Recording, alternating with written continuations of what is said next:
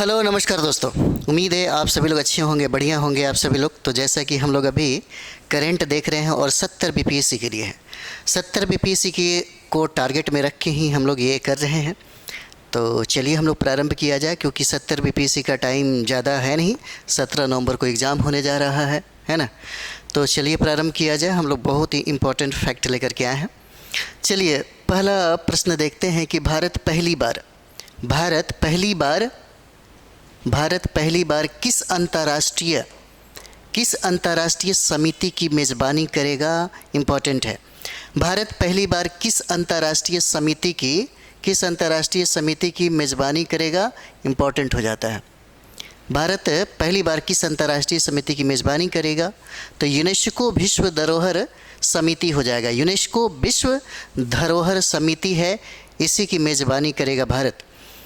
चलिए यूनेस्को के बारे में कुछ चीज़ें हम लोग जानेंगे।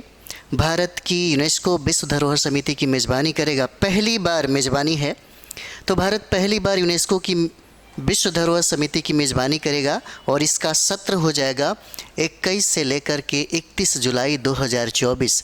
हो सकता है ये डेट आपसे पूछे। 21 से लेकर के 31 जुलाई 2024 तक इसका आयोजन किया जाएगा। स्थान के बारे में पूछे तो नई दिल्ली हो जाएगा और अध्यक्षता 2024 का भारत ने किया। यूनेस्को का इतिहास है, पहला सामान्यतः सम्मेलन जो हुआ 1946 में होता है। 19 नवंबर से लेकर के 10 दिसंबर तक यह जो सत्र है चला 1946 में, और यह हुआ था पेरिस में। पहला सामान्य जो सम्मेलन है पेरिस में हुआ 1946 में। इसकी स्थापना 16 नवंबर 1945 को होता है। इसका मुख्यालय पेरिस में है, फ्रांस की राजधानी हो जाएगा। यूनेस्को का इतिहास है 1945 में इसकी स्थापना किया गया था। सदस्य देश भी हो सकता है आपसे पूछे कि यूनेस्को में सदस्य देशों की संख्या कितना हो जाएगा, तो सदस्य देशों की संख्या 195 हो जाता है, जिसमें 8 सहयोगी देश हैं। इसके वर्तमान महानिदेशक ऑड्रे अजोले हो जाते हैं। ऑड्रे ओजेले इसके अभी वर्तमान महानिदेशक हैं, ऑड्रे ओजेले। विश्व धरोहर समिति, तो कार्य है इसका विश्व धरोहर स्थलों का चयन और सूचीबद्ध करना। वर्तमान सदस्य देश इसमें है अभी 21। विश्व धरोहर समिति में वर्तमान सदस्यों की संख्या 21 है, जिसमें Argentina, Belgium, Bulgaria, Greece, Bharat, Italy, Jamaica, Japan, Kazakhstan, Kenya, Lebanon, Mexico, Qatar, दक्षिण कोरिया, रवांडा, सेंट विंसेंट और ग्रेनेडाइंस, सेनेगल, तुर्की, यूक्रेन, वियतनाम और जाम्बिया हो जाएगा। भारत और यूनेस्को, इसकी सदस्यता भारत ने 1946 में यूनेस्को का सदस्य बना। 1946 में यह सदस्य बनता है। चलिए आगे बढ़ते हैं हम लोग। हो सकता है आपसे ये पूछे, अजंता की गुफाएं यूनेस्को के विश्व धरोहर स्थल में शामिल है। अजंता की गुफाएं महाराष्ट्र में है और यह सूचीबद्ध हुआ 1983 में। और अजंता की गुफाएं बौद्ध के लिए सबसे ज़्यादा प्रसिद्ध है। अजंता की गुफाएं 2 अवधियों से बौद्ध कला के संग्रह का प्रतिनिधित्व करती है, और पहले स्मारक और दूसरी और पहली शताब्दी ईसा पूर्व के है, और इन्हें थेरवाद बौद्ध धर्म के अनुयायियों द्वारा बनाया गया था। महायान बौद्ध धर्म के अनुयायियों द्वारा 5वीं और 6वीं शताब्दी में वाकाटक राजवंश के दौरान भी स्मारक जोड़े गए, और यह स्मारक बौद्ध कला की उत्कृष्ट कृतियां हैं। इनको भारत और व्यापक क्षेत्र, विशेष रूप से जावा में मजबूत कलात्मक प्रभाव जो है यह दिखता है। उसके बाद एलोरा की गुफा, ये भी महाराष्ट्र में है, और इसे भी 1983 में यूनेस्को विश्व धरोहर सूची में शामिल किया गया। अभी भारत में 43 यूनेस्को विश्व धरोहर स्थल हो जाते हैं। लाल किला जो आगरा का किला जो उत्तर प्रदेश में है, और इसे 1983 में ऐड किया गया। ताजमहल उत्तर प्रदेश में है, 1983 में इसे शामिल किया गया, और ताजमहल को इंडो इस्लामिक वास्तुकला का सबसे बेहतरीन नमूना माना जाता है। और ये जो हम लोग ताज देख रहे हैं, यह ताजमहल जो हम लोग देख रहे हैं, इसे आगरा में यमुना नदी के किनारे मुमताज महल के मकबरे के रूप में 1631 से 1648 के बीच मुग़ल सम्राट शाहजहाँ की पत्नी फ़ारसी जो पत्नी है उन्हीं के याद में इसे बनाया गया था। धौलावीरा धौलावीरा एक हड़प्पा स्थल है। 2021 में इसे ऐड किया गया और धौलावीरा गुजरात में है। हड़प्पा साइट के रूप में यहाँ पे देखिएगा तो धौलावीरा विश्व के सबसे उन्नत जल निकास प्रणाली के लिए ये जाना जाता है। शांति निकेतन पश्चिम बंगाल में है। 2023 में इसको ऐड किया गया। शांति निकेतन की स्थापना भी देख सकते हैं 19वीं शताब्दी के उत्तरार्ध में देवेंद्र नाथ टैगोर द्वारा एक आश्रम के रूप में की गई थी और फिर इसे विश्व भारती विश्वविद्यालय के लिए एक विश्वविद्यालय शहर के रूप में विकसित किया गया। और यह देवेंद्र नाथ के बेटे रविंद्रनाथ टैगोर के जीवन और दर्शन से जुड़ा हुआ है, यानी कि जो बंगाली पुनर्जागरण के अग्रणी व्यक्ति थे, और प्रार्थना कक्ष को चित्रित किया गया है। होयसल के पवित्र समूह जो कर्नाटक में है, 2023 में इसको ऐड किया गया। और मोइदम अहोम राजवंश की टीला दफनाने की जो प्रणाली है यह असम में है, जिसे 2024 में इसे ऐड किया गया। चराइदेव अहोम साम्राज्य की राजधानी थी और टुमुली राजघरानों और कुलीनों के दफन स्थल थे। टुमुली पहाड़ियों की याद दिलाने वाला एक लहरदार है ना, एक लहरदार जो है यह प्रदेश बनाते हैं जो ताई अहोम लोगों की आध्यात्मिक मान्यताओं के अनुरूप हो जाता है। तो बस ऐड करना है इसको, बाकी तो इतिहास में ये सब चीज़ें पढ़ने को मिलेगा। चलिए अगला प्रश्न हम लोग देखेंगे, करंट अफेयर से संबंधित है। निम्न कथनों पर विचार कीजिए। निम्न कथनों पर विचार कीजिए। जलवायु सम्मेलन 2024 का आयोजन भारत सरकार के पर्यावरण, वन और जलवायु परिवर्तन मंत्रालय द्वारा 12 जनवरी 2024 को मुंबई में किया गया। सम्मेलन का लक्ष्य 2070 तक कार्बन उत्सर्जन को नेट शून्य तक पहुंचाना है। पूछा जा रहा है कि निम्न में से बताइए कौन सा वाक्य सही है। तो ये दोनों वाक्य जो हैं ये सही हो जाते हैं। इसका आंसर क्या है? सी हो जाएगा। दोनों वाक्य सही हैं। डिस्कशन से ही ज़्यादा आपको फ़ायदा होने वाला है। जलवायु सम्मेलन 2024 जो मुंबई में हुआ, 12 जनवरी 2024 को इसका आयोजन होता है मुंबई, महाराष्ट्र में। आयोजक भारत सरकार के पर्यावरण, वन और जलवायु परिवर्तन मंत्रालय के द्वारा किया गया, जिसमें प्रमुख बिंदु है भारत के लिए हरित परिवर्तन को डिकोड करना। भारत के लिए हरित परिवर्तन को डिकोड करना ये इम्पोर्टेंट है। फोकस में यहाँ पे देखिए, निजी क्षेत्र, जलवायु तकनीक स्टार्टअप और संस्थागत निवेशकों की भूमिका पर ध्यान केंद्रित करना, सरकारी प्रयासों का लाभ उठाना, नागरिक समाज को शामिल करना और नवीन जलवायु सेवाओं तथा अनुकूल प्रौद्योगिकियों को विकसित करना। आयोजन green climate fund readiness programme के तहत यूएनडीपी इंडिया और अवाना कैपिटल द्वारा समर्थित किया गया है। इसका जो आयोजन हुआ था। प्रमुख विषय में देखेंगे हम लोग, तो प्रमुख विषय हो जाएगा जलवायु परिवर्तन, चरम घटनाओं के प्रभाव को कम करने के लिए तत्काल कार्रवाई और वित्त जुटाने की आवश्यकता पर बल दिया जाएगा। पर्यावरण जीवन शैली, लाइफ और इको मार्क लेबलिंग की अवधारणा पर चर्चा करना और बीमा और जोखिम समन जो है यह जलवायु स्टार्टअप को मुख्य धारा में लाने की आवश्यकता हो जाता है। चलिए आगे बढ़ते हैं हम लोग। ऊर्जा दक्षता में हम लोग देखेंगे तो यहाँ पे नवीकरणीय ऊर्जा भंडारण और विद्युत गतिशीलता और चक्रीय अर्थव्यवस्था पर ध्यान केंद्रित करना है। एमएसएमई ऊर्जा दक्षता को बढ़ावा देने की महत्ता है और हरित हाइड्रोजन जो क्षमता विकास की योजना पर काम करेगी। 2070 तक नेट शून्य कार्बन उत्सर्जन, यह भी आई है, पूछा गया सवाल है बहुत बार। रोड मैप ऊर्जा प्रणालियों में बदलाव और कार्बन डाइऑक्साइड उत्सर्जन में कमी और प्राकृतिक संसाधनों का संरक्षण, जैव विविधताओं को बढ़ावा देना और हरित संक्रमण निवेश पर ध्यान केंद्रित करना है। ये इसके रोड मैप में शामिल हो जाता है। हरित जलवायु कोष की बात करें, जिसको ग्रीन क्लाइमेट फंड कहते हैं, लक्ष्य था इसका परियोजनाओं के लिए धन जुटाना, जिसकी स्थापना 2010 में किया गया और इसके संस्थापक जलवायु परिवर्तन पर संयुक्त राष्ट्र फ्रेमवर्क कन्वेंशन ने इसको स्थापित किया, जिसका मुख्यालय कोरिया है। इसके मुख्यालय कोरिया है और प्रशासन 24 सदस्यीय बोर्ड हो जाता है। मार्गदर्शन है पार्टियों के सम्मेलन COP है ना, पार्टियों के सम्मेलन हो जाते हैं। चलिए आगे बढ़ते हैं हम लोग। नेक्स्ट सवाल हो जाएगा,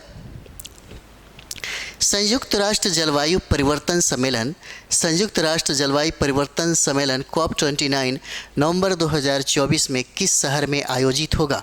बाकू, यानी कि अजरबैजान की राजधानी कहाँ है? बाकू। बाकू में ही इसका आयोजन।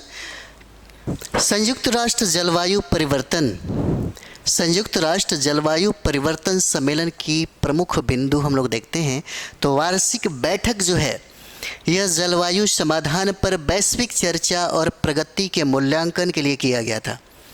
UNFCCC 1992 में स्थापित है और ग्रीन हाउस गैसों को नियंत्रित करने का यह लक्ष्य रखा गया। इतना प्रमुख समझौते में यहाँ पे देखेंगे क्योटो प्रोटोकॉल जो 1997 और पेरिस समझौता 2015 के तहत इसका निर्माण भी किया गया था। प्रश्न आपसे पूछा जा सकता है COP29 जो है नवंबर 2024 में आयोजित होगा बाकू में, और बाकू जो है अजरबैजान की राजधानी हो जाता है। COP29 ये इम्पॉर्टेंट है। कुछ हम लोग महत्वपूर्ण भी करेंगे इसके बारे में जो भी हुआ है सम्मेलन। तो मेज़बानी बारी बारी से जो 5 क्षेत्रीय समूह है यही इसको संभालता है बारी बारी से। यानी कि प्राथमिकताएं की अगर बात करें हम लोग तो कार्बन उत्सर्जन में कटौती करना इसकी प्राथमिकता हो जाती है, और ऊर्जा संक्रमण और जलवायु के अनुकूल वातावरण तैयार करने की यह बात करता है। महत्व में देखेंगे तो निजी क्षेत्र और सरकारों को संगठित करने में इसकी केंद्रीय भूमिका होती है। जैसे प्रश्न पूछने की जो संभावना है यहाँ पे देखिए, ये इम्पोर्टेंट है आपके लिए। यहाँ पे बस 3 याद रखिए ज़्यादा से ज़्यादा, बाकी रिवाइज में आपका रहेगा। COP28 पूछा गया सवाल है। COP28 ये हो जाएगा, दुबई में इसका आयोजन किया गया COP28 का। COP28 नवंबर 2024 में जिसका आयोजन होगा वो बाकू में हो जा, और बाकू अजरबैजान की राजधानी हो जाता है। COP25 ये 2025 में इसका आयोजन होगा, ब्राज़ील में होगा इसका, है ना। बेलम में इसकी राजधानी हो, मतलब ये है बेलम में इसका आयोजन किया जाएगा। यहाँ पे 3 चीज़ें याद रखिए, COP28, COP29 और COP30। इतना याद रहेगा तो बन जाएगा। 2019 में इसका आयोजन किया गया था COP25 का, मैड्रिड में इसका आयोजन किया गया था, स्पेन की राजधानी है। और COP26 इसका आयोजन ग्लासगो में हुआ था, यूनाइटेड किंगडम में। उसके बाद COP27 ये हो जाएगा शर्म एल शेख में हुआ था, इजिप्ट में हुआ था। 2023, 24 और 25 याद रखिए। सबसे इम्पॉर्टेंट है COP28, है ना, COP28 इन दुबई। और PM मोदी और first to host COP33 in India, उन्होंने इसकी मेज़बानी लेने की बात की है COP33 की। चलिए आगे हम लोग देखते हैं। अगला प्रश्न देखिए, यह साइंस टेक से संबंधित जितने भी सवाल पूछे जाएंगे, क्योंकि साइंस टेक से लगभग 5 से 7 पूछे जाते हैं प्रश्न आपके BPSC के एग्ज़ाम में। तो साइंस टेक के बगैर भी ये सारी चीज़ें करंट अफेयर्स में ही होता है, इसलिए अच्छे तरीके से पढ़ा जाए। तो ग्रीन फ्यूल्स अलायंस इंडिया की स्थापना किस साझेदारी के तहत की गया? तो ये Bharat Denmark green strategic partnership GSP के तहत इसका स्थापना किया गया है। Bharat Denmark green strategic partnership के तहत इसका स्थापना किया गया। जैसे हम लोग यहाँ पे देखते हैं तो डेनमार्क द्वारा ग्रीन फ्यूल्स अलायंस इंडिया का अनावरण किया, जो घटना है ग्लोबल इन्वेस्टर्स मीट, जो 2024 में इसका अनावरण किया गया। उद्देश्य है टिकाऊ ऊर्जा में सहयोग को बढ़ाना। इसकी पृष्ठभूमि 2020 में भारत और डेनमार्क के बीच ग्रीन स्ट्रेटेजिकल पार्टनरशिप के तहत इसकी पहल की गई थी। और सलाहकार बोर्ड जिसमें Bharat hydrogen alliance, Danish energy agency हो जाता है। लक्ष्य भी है 2070 तक शुद्ध शून्य उत्सर्जन प्राप्त करना। इम्पोर्टेंट है, ये इम्पोर्टेंट हो जाता है। भारत सरकार ने नई शिक्षा नीति के तहत फारसी को किस प्रकार की भाषा के रूप में शामिल करने का निर्णय लिया है? तो यह शास्त्रीय भाषा हो जाएगा। इसका आंसर क्या है? बी हो जाता है। इसका आंसर बी है। यहाँ से प्रश्न पूछे जा सकते हैं। भारत में शास्त्रीय भाषाएं, तो भारत में अब तक भारत में 6 भाषाओं को शास्त्रीय भाषा के रूप में मान्यता मिला है। 6 भाषाओं को। तमिल हो जाएगा, 2004 में मिला। संस्कृत को 2005 में मिला, कन्नड़ 2008 में, तेलुगु 2008 में, मलयालम 2013 में और ओडिया 2014 में। तो 6 भाषाओं को शास्त्रीय भाषा के रूप में मान्यता मिला। और इन शास्त्रीय भाषाओं के अलावा पाली, फारसी और प्राकृत उनके साहित्यिक कार्यों को भारत की राष्ट्रीय शिक्षा नीति 2020 के अनुसार संरक्षित किया जाना है। फारसी को शामिल करने से कुल 9 शास्त्रीय भाषाएं हो जाती हैं। शास्त्रीय भाषा के मानदंड है 1500 से लेकर के 2000 वर्षों का प्राचीन इतिहास होना चाहिए। इसकी मूल्यवान प्राचीन साहित्यिक ग्रंथ है और मौलिक जो है यह साहित्यिक परंपरा हो जाता है। यहाँ से भी प्रश्न पूछा जा सकता है और यहाँ से तो प्रश्न बनता ही है हमेशा पॉलिटी में। 8वीं अनुसूची में कालानुक्रमित रूप से निम्नलिखित संशोधन किए गए। जैसे जब देश आज़ाद हुआ, जब भारत संविधान में मूल, अगर हम लोग भाषा की बात करें तो मूल भाषाएं जो थी वो थी 14 भाषाएं थी। बाद में भाषा को ऐड किया गया और अभी वर्तमान में 22 भाषा हैं। तो 1967 में 21वां संशोधन किया गया, 21वां संविधान संशोधन किया गया और सिंधी भाषा को जोड़ा गया। बहुत बार यह सवाल पूछता है, यह प्रश्न बहुत बार पूछता है। 71वां संविधान संशोधन किया गया 1992 को और इस माध्यम से कोंकणी, मणिपुरी और नेपाली को शामिल किया गया। 1992 में यानी कि 71वां संविधान संशोधन के तहत यहाँ 3 भाषा को जोड़ा गया जिसमें कोंकणी, मणिपुरी और नेपाली हो जाता है। 2003 में 92वां संविधान संशोधन किया गया और यहाँ पे 4 भाषा को जोड़ा गया, बोडो, डोगरी, मैथिली और एक और भाषा है संथाली। यहाँ पे 4 भाषा को जोड़ा गया, 4 भाषा को, है ना, बोडो, डोगरी, मैथिली और संथाली को जोड़ा गया। 2011 में 96 संविधान संशोधन अधिनियम के माध्यम से ओडिया को, बर्तनी को ओडिया से बदल दिया गया, ये किया गया है। तहरीक हुर्रियत जम्मू कश्मीर को गैर कानूनी संगठन घोषित करने के लिए किस कानून का उपयोग किया गया? तो यह कानून हो जाएगा गैर कानूनी गतिविधियां रोकथाम अधिनियम 1967 के तहत जम्मू कश्मीर को गैर कानूनी संगठन घोषित किया गया और यहीं पे सबसे ज़्यादा यह फल फूल रहा था तहरीक हुर्रियत। तो भारत सरकार ने तहरीक हुर्रियत जो जम्मू कश्मीर में है ना, उसको गैर कानूनी संगठन घोषित कर दिया गया। इसका उद्देश्य था, तो उद्देश्य की हम लोग बात करें तो यह जम्मू कश्मीर को भारत से अलग करना और इस्लामिक शासन को स्थापित करना इसका उद्देश्य था। इसीलिए गैर कानूनी गतिविधियां अधिनियम जो 1967 है, धारा 3A के तहत इसको बैन कर दिया गया, इसको घोषित कर दिया जाता है, बैन घोषित कर दिया जाता है। यहाँ पे इसकी स्थापना, तहरीक हुर्रियत की स्थापना सैयद अली शाह गिलानी ने 7 अगस्त 2004 को की थी। और इस गतिविधियाँ जो रोकथाम अधिनियम हम लोग 67 देख रहे हैं, इसका उद्देश्य ही है भारत की संप्रभुता और एकता को खतरा पहुँचाने वाली गतिविधियों को रोकना, इसका उद्देश्य हो जाता है। संविधान के अनुच्छेद 19 द्वारा दी गई स्वतंत्रता को प्रतिबंधित करता है और केंद्र सरकार आतंकवादी गतिविधियों में शामिल संगठनों को आतंकवादी के रूप में नामित कर सकती है। हालिया अपडेट देखेंगे तो 27 दिसंबर को केंद्र सरकार ने मुस्लिम लीग जम्मू कश्मीर मशर्रत आलम ग्रुप को भी UAP के तहत अवैध घोषित कर दिया है। अगला प्रश्न हम लोग देखते हैं यहाँ पे, Punjab navigation system Maples app, Punjab navigation system Maples app पर सभी दुर्घटना संभावित क्षेत्रों को ब्लैक स्पॉट के रूप में मानचित्र करने वाला पहला भारतीय राज्य बन गया है। और इस ऐप को किसने विकसित किया, यही सवाल पूछता है। मैप माई इंडिया है और पंजाब की सरकार ने भारत का वो पहला राज्य, जो सबसे पहला राज्य है कि संभावित दुर्घटना को कम करने के लिए, इसको रोकथाम के लिए पंजाब सरकार का एक बहुत अच्छा एक पहल है। पंजाब ने ब्लॉक स्पॉट्स को मैप करने के लिए नेविगेशन सिस्टम मैपल्स ऐप का उपयोग किया और इस ऐप को विकसित किया मैप माई इंडिया ने। सुविधा यात्रियों को देखें तो 100 मीटर दूर होने से पहले अलर्ट प्राप्त होगा। और सड़क सुरक्षा पहल की बात करें तो सड़क सुरक्षा बल के तहत शुरू यह किया गया है।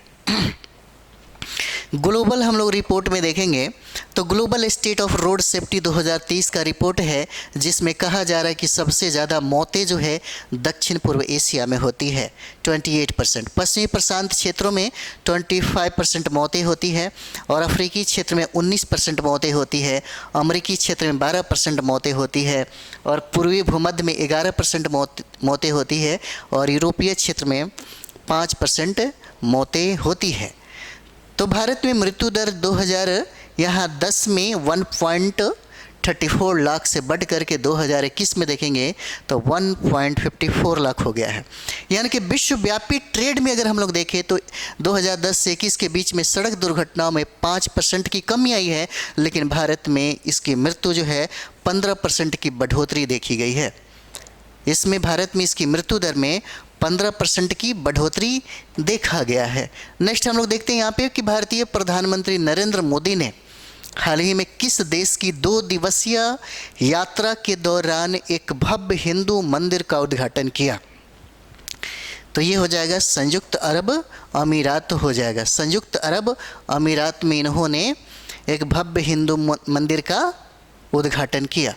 नेक्स्ट हम लोग यहाँ पे देखेंगे रिलायंस इंडस्ट्रीज़ ने किस रिफाइनरी में ISCC प्लस प्रमाणन पत्र को जारी किया है। तो इसका आंसर आपको जामनगर रिफाइनरी हो जाएगा। इसका आंसर ए हो जाता है, जामनगर रिफाइनरी है। चलिए देखते हैं हम लोग। तो रिलायंस इंडस्ट्रीज़ की ऐतिहासिक उपलब्धियों के बारे में प्रमुख उपलब्धियां, रिलायंस इंडस्ट्रीज़ लिमिटेड ने भारत की पहले रिफाइनरी के रूप में ISCC प्लस क्या किया, प्रमाणित किया और रासायनिक रूप से पुनर्नवीकरणीय पॉलीमर का उत्पादन भी करता है। उद्घाटन बैच में देखिए तो सक्यूरेरेपोल जो पॉलीप्रोपाइलिन है और सर्यूरेलिन जो है पॉलीइथाइलिन को सफलतापूर्वक क्या करता है, यह भेजा गया है यहाँ पर। जामनगर रिफाइनरी में यहाँ पे देखा जा रहा है कि यह प्रमाणन गुजरात स्थित जामनगर रिफाइनरी पर लागू होता है, जो सतत उत्प्रेरक पायरोलिसिस तकनीक का उपयोग करती है।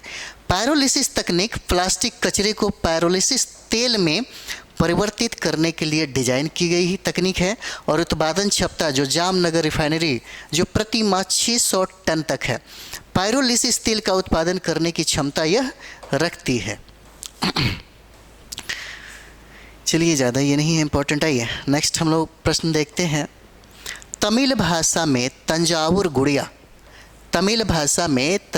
गुड़िया का क्या नाम है जो हाल ही में मीडिया में छाया रहा? तो इसका नाम हो जाएगा तंजावुर थलयती बोमई। आंसर सी है, तंजावुर थलयती बोमई हो जाएगा। आंसर इसका सी है। तो यहाँ पे तंजावुर जो गुड़िया है, तंजावुर गुड़िया जो लुप्त की कगार पर है। भौगोलिक संकेत टैग जो है 2009 में तंजावुर गुड़िया को GI टैग प्रदान किया गया था।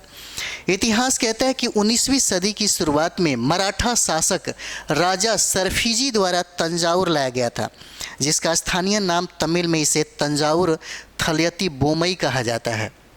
ये तमिल में कहा जाता है। नेक्स्ट हम लोग यहाँ पे देखते हैं। बॉबोड हेड संस्करण एक प्रकार की गुड़िया है। झुकी हुई गुड़िया, पपियर माचे, प्लास्टर ऑफ पेरिस और अन्य सामग्रियों का उपयोग किया जाता है। विवरण में तो गुड़िया निर्माता कॉपर सल्फेट पाउडर को कवकनाशी के रूप में क्या किया जाता है, इससे बनाने के लिए मिलाया जाता है। चलिए नेक्स्ट हम लोग देखते हैं। दृष्टि 10 स्टार लाइनर। दृष्टि 10 स्टार लाइनर किस कंपनी द्वारा विकसित किया गया है? तो यह जो है अदानी डिफेंस एंड एरोस्पेस के द्वारा इसको तैयार किया गया है। आंसर सी हो जाएगा। चलिए देखते हैं हम लोग। स्वदेश निर्मित है यह मानव रहित हवाई वाहन अदानी डिफेंस एंड एरोस्पेस द्वारा इसको विकसित किया गया है। सहन शक्ति जो 36 घंटे की सहन शक्ति इसको विकसित किया गया और पेलोड क्षमता की बात करें तो 450 किलोग्राम है। उपयोग उन्नत खुफिया निगरानी और टोही प्लेटफॉर्म है। विशेषताएं हर मौसम में काम करने वाला युद्ध सिद्ध क्षमताएं, उन्नत संचार प्रणालियां और उपग्रह संचार और line of site data link पर यह आधारित हो जाता है। अगला प्रश्न है, मोहन सिंह हाल ही में किस मोहन सिंह हाल ही में किस स्क्वाड्रन में शामिल होने वाली पहली महिला फाइटर पायलट बनी है? तो आंसर इसका सी हो जाएगा, फ्लाइंग बुलेट्स स्क्वाड्रन में यह शामिल हो गई हैं। चलिए देखते हैं इसको।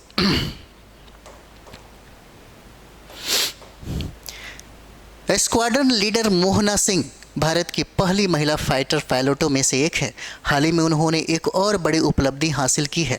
महत्वपूर्ण उपलब्धियों में वह भारत के made in India LCA Tejas fighter jet के 18 फ्लाइंग बुलेट्स स्क्वाड्रन में शामिल होने वाली पहली महिला या फाइटर पायलट बन गई हैं। नेक्स्ट, यह कदम भारतीय वायुसेना में महिलाओं के लिए एक बड़ी सफलता है। हालिया अभ्यास में देखेंगे तो जोधपुर में तरंग शक्ति नामक एक अभ्यास हुआ और इस अभ्यास में मोहना सिंह ने तीनों सेनाओं के उप प्रमुखों के साथ उड़ान भरी। उन्होंने सेना और नौसेना के उप प्रमुखों को तेजस जेट में उड़ान भरने से पहले सभी जरूरी निर्देश दिए और उनकी मदद की। फाइटर पायलट्स का समूह जो है तो मोहना सिंह, भावना कांत और अवनी चतुर्वेदी भारतीय वायुसेना की पहली महिला फाइटर पायलट्स के समूह की हिस्सा हो जाती हैं। इंपॉर्टेंट है।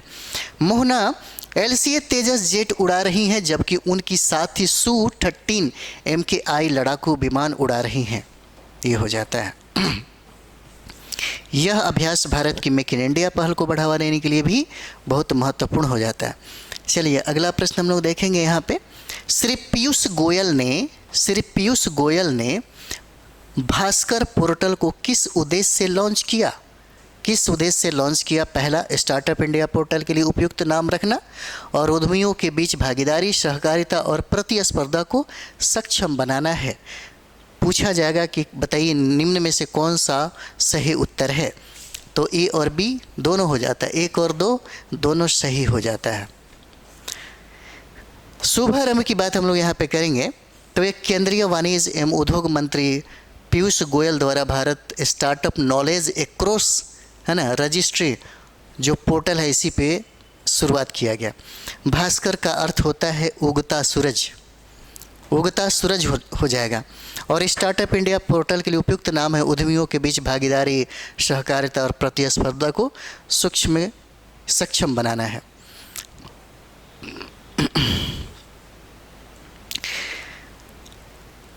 इसमें कुछ खास ज़्यादा नहीं है बट ये लक्ष्य ज़रूर देखिएगा। स्टार्टअप इकोसिस्टम के विकास और सफलताओं को बढ़ावा देना ये लक्ष्य हो जाता है। डेटा और आंकड़े एकीकृत और सशक्त स्टार्टअप इकोसिस्टम प्रदान करता है और अगस्त 2024 तक 1.4 लाख से अधिक DPIIT मान्यता प्रदान करता है। चलिए आगे हम लोग बढ़ते हैं। अगला हो जाएगा NPS वात्सल्य। NPS वात्सल्य योजना के संबंध में निम्न कथनों पर विचार कीजिए। वित्त मंत्री निर्मला सीतारमण ने उद्घाटन किया और बच्चों को अपने माता पिता के भविष्य के लिए पेंशन खाते में निवेश करने की सुविधा प्रदान करता है। सही उत्तर चुनिए, तो सही उत्तर केवल एक ही हो जाएगा। वित्त मंत्री निर्मला सीतारमण ने उद्घाटन किया।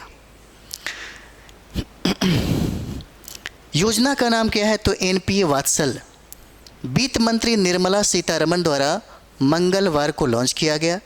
इसका उद्देश्य है माता पिता को पेंशन खाते में निवेश कर अपने बच्चों के भविष्य के लिए बचत करने की सुविधा प्रदान करना।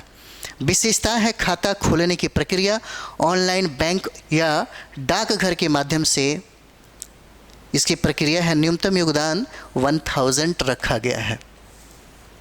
वार्षिक योगदान की बात करें तो ये 1000 रुपये है और लाभ पेंशन 60 वर्ष की आयु पर उपलब्ध होगी और खाता धारक 18 साल से कम आयु के बच्चे होंगे। पहले से चली आ रही योजनाएं NPA का विस्तार बच्चों के लिए किया जा रहा है। अगला प्रश्न हम लोग देखते हैं। One nation one election. One nation one election के संबंध में निम्न कथनों पर विचार कीजिए। वन नेशन वन इलेक्शन को मोदी कैबिनेट ने क्या किया? मंजूरी दी है। One nation one election committee के चेयरमैन पूर्व राष्ट्रपति रामनाथ कोविंद थे। सही प्रयोग कर सही उत्तर चुनने की बात किया जा रहा है तो 1 और 2 दोनों क्या है? सही हो जाता है। 1 और 2 दोनों सही है। One nation one election. तो यहाँ पे अप्रूवल की बात करें तो केंद्रीय मंत्रिमंडल ने कोविंद समिति की रिपोर्ट को मंजूरी प्रदान की और रिपोर्ट का उद्देश्य है लोकसभा और विधानसभा चुनाव को एक साथ कराने की संभावना पर विचार करना। यानी कि चुनाव आयोग की राय एक साथ चुनाव कराना संभव, लेकिन इसमें बहुत सारी रसद और व्यवधान भी शामिल हो जाते हैं। जैसे प्रस्तावना में यहाँ पे देखा जाए तो प्रधानमंत्री नरेंद्र मोदी ने 2019 और 2024 में स्वतंत्रता दिवस पर इस विचार को सामने रखा। आगामी कदम था कि रिपोर्ट को आगामी शीतकालीन सत्र में सदन में पेश किया जा सकता है और विधि मंत्रालय का 100 दिवसीय एजेंडा जो रिपोर्ट को कैबिनेट के सामने पेश किया गया। महत्वपूर्ण बिंदु, यह योजना देश के चुनावी तंत्र को एकीकृत करने की दिशा में एक कदम हो सकता है। एक देश एक चुनाव में न्यूज़पेपर आप लोग पढ़ते ही होंगे। एक साथ चुनाव पर कोविंद समिति की सिफारिशों 2 चरण में लागू किया जाएगा। पूरे देश में विस्तृत चर्चा शुरू की जाएगी और कार्यान्वयन समूह का गठन होगा। सभी चुनाव के लिए एक समान मतदाता सूची बनाई जाएगी और पहले चरण में लोकसभा और विधानसभा चुनाव एक साथ कराए जाएंगे। दूसरे चरण में आम चुनावों के 100 दिनों के भीतर स्थानीय निकाय का भी चुनाव करा लिया जाएगा। इस रिपोर्ट में ये कहा गया, एक देश एक चुनाव के लिए 5 संविधान संशोधन जरूरी है। तो यहाँ पे संविधान संशोधन के बारे में आपसे पूछेगा। अनुच्छेद 83 जो है संसद के सदनों की अवधि है और अनुच्छेद 85 राष्ट्रपति द्वारा लोकसभा को भंग करना। अनुच्छेद 172 राज्य विधानमंडलों की अवधि है। अनुच्छेद 174 राज्य विधानमंडलों को विघटित करना और 356 राज्यों में राष्ट्रपति शासन लागू करना हो जाएगा। उसके बाद हम लोग यहाँ पे देखते हैं लोकसभा विधानसभा चुनावों का खर्च क्या है। तो राज्य है मध्य प्रदेश, झारखंड, हरियाणा का। तो विधानसभा चुनाव में देखेंगे नवंबर दिसंबर में 2018 में हुए 1 अरब 31 करोड़ का खर्च हुआ था मध्य प्रदेश के चुनाव में। तो नवंबर दिसंबर में 2018 में हुए 1 अरब 31 करोड़ का खर्च हुआ और यहाँ लोकसभा के चुनाव में 1 अरब 99 करोड़ रुपए खर्च हुए। झारखंड में जब चुनाव हुआ तो नवंबर दिसंबर 2019 में राज्य में हुए चुनाव में 86 करोड़ खर्च हुए, 86 करोड़ खर्च हुए और यहाँ पे 89 है ना, और 89 करोड़ 47 लाख रुपए खर्च हुआ। हरियाणा में जो अक्टूबर 2019 में चुनाव में राज्य चुनाव में 33 करोड़ 72 लाख खर्च हुआ और इसी समय यहाँ पे 29 करोड़ रुपए खर्च हुए। चलिए, इन देशों में होते हैं एक साथ चुनाव। जैसे दक्षिण अफ्रीका, तो राष्ट्रीय और प्रांतीय विधानसभा के चुनाव एक साथ होते हैं। स्वीडन भी अपना एक दिया है कि राष्ट्रीय विधायिका, प्रांतीय विधायिका और स्थानीय निकाय चुनाव एक साथ होते हैं। और ब्रिटेन में भी संसद का कार्यकाल 5 साल तय है, इससे पहले चुनाव नहीं हो सकता। चलिए नेक्स्ट हम लोग यहाँ पे देखेंगे, निम्न कथनों पर विचार करें। भारतीय नौसेना की 2 महिला अधिकारी लेफ्टिनेंट कमांडर रूपा ए और लेफ्टिनेंट कमांडर दिलना वैश्विक यात्रा पर जाने की तैयारी कर रही है। यह भारतीय नौसेना पोत INS विक्रांत पर यात्रा करेंगे। सही उत्तर चुनिए, कौन हो जाएगा? तो सही उत्तर 1 और 2 दोनों हो जाता है। इसका आंसर C है। भारतीय नौसेना की महिला अधिकारी विश्व भ्रमण पे लेफ्टिनेंट कमांडर रूपा ए और लेफ्टिनेंट कमांडर दिलना के INS तारणी पर सवार होकर दुनिया का चक्कर लगाने की अभियान पर रवाना होगी। प्रस्तावित यात्रा में हम लोग देखेंगे तो सागर परिक्रमा, एक कठिन समुद्री यात्रा जिसके लिए अत्यधिक कौशल, फिटनेस और मानसिक सतर्कता की ज़रूरत होती है। पृष्ठभूमि में देखते हैं हम लोग, तो ये है कि दोनों अधिकारी पिछले 3 वर्षों से इस अभियान की तैयारी कर रही है और अनुभवी है। पूर्व अनुभव तो अंतर महासागरीय अभियान गोवा से केप टाउन और रियो डी जेनेरियो तक, और डुअल हैंड मोड में गोवा से पोर्ट ब्लेयर और पोर्ट ब्लेयर से गोवा की यात्रा कर चुके हैं। गोवा से मॉरिशस के पोर्ट लुइस तक की भी यात्रा कर चुके हैं, है ना। प्रशिक्षण में कमांडर अभिलाष टॉमी की देखरेख में इन्होंने किया और नौसेना की प्रतिबद्धता, समुद्री विरासत और नाविक कौशल को बढ़ावा देना है। पिछली उपलब्धियों में INS तारिणी ने 2017 में पूरी तरह से महिला चालक दल के साथ दुनिया का चक्कर लगाया था। इम्पोर्टेंट है। यह यात्रा भारतीय नौसेना की समुद्री कौशल, लैंगिक समानता के प्रति बढ़ती भूमिका को क्या करेगा? दर्शाएगा। चलिए नेक्स्ट हम लोग देखते हैं, सुभद्रा योजना के संबंध में निम्न कथनों पर विचार करें। कथन कारण से प्रश्न बहुत पूछे जाते हैं। इसी में अधिकतर प्रश्न जो है वो गलत होता है। जो लोग अच्छे तरीके से न्यूज़पेपर और मैगजीन पढ़े रहते हैं उन्हीं का यह प्रश्न बनता है।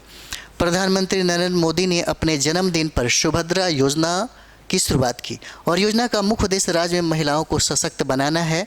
सही उत्तर चुनिए तो सही उत्तर 1 और 2 दोनों हो जाता है।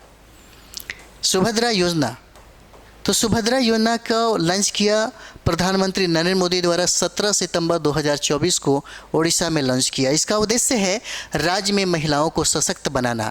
नाम है देवी सुभद्रा के नाम पर भगवान जगन्नाथ की बहन है। लाभार्थियों को 21 से 60 वर्ष की आयु की 1 करोड़ से अधिक महिलाएं इसमें शामिल होंगी और वित्तीय सहायता प्रत्येक पात्र महिला को वित्तीय वर्ष 24-25 से शुरू होकर 5 वर्षों में कुल 50,000 की राशि मिलेगी। 50,000 की राशि मिलेगी। समय सीमा जो है 5 वर्षों की अवधि में सहायता प्राप्त करने का अधिकार इस यहाँ पे दिया जाता है। तो चलिए हम लोग इसी तरह से अगले वीडियो में हम लोग देखते हैं, क्योंकि यहाँ पे कथन कारण जिसका अच्छा पकड़ होगा उसके लिए फैक्ट पे नहीं, दोनों चीज़ पे कमांड होना चाहिए। कुछ कॉन्सेप्ट भी हो, कुछ फैक्ट भी हो।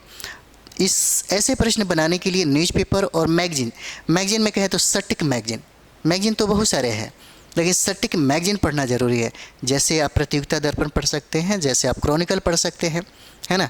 तो यहाँ से प्रश्न अच्छे तरीके से बनाए जाते हैं। जो विद्यार्थी इस पर कमांड करता है 30 प्रश्न में 27-28 उसी का बनता है। थैंक यू वेरी मच आप सभी लोगों को।